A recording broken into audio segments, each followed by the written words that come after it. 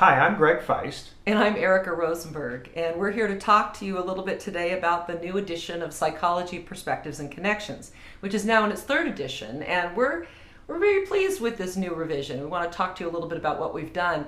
We've really, reinforced one of our main messages, which is to engage students in critical thinking, to challenge their assumptions about or beliefs about how the world works. We utilize a number of devices throughout the text to try to engage critical thinking. One of them is this thing that we have at the beginning of the chapters, which is bullet points of commonly held assumptions about whatever the general topic area is for that chapter. And then we present material within the text that helps the students weigh the evidence on both sides and decide whether their assumptions are true. One example that we can offer is sugar causes hyperactivity in children.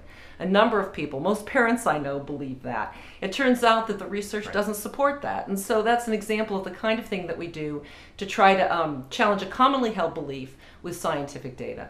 And another thing that's really unique and new to this third edition is that we've actually taken student feedback very seriously.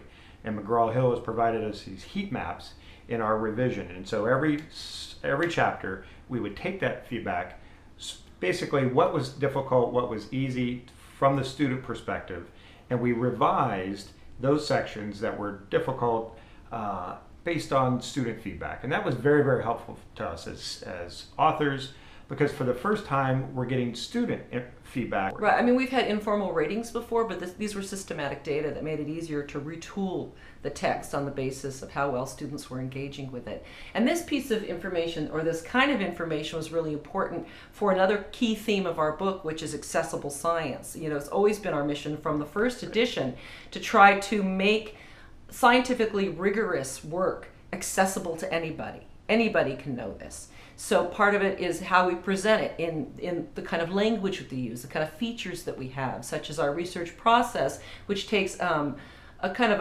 a groundbreaking scientific finding and presents the details of that finding from the main idea all the way to the conclusions through the data and results in a way that students will find interesting and retain.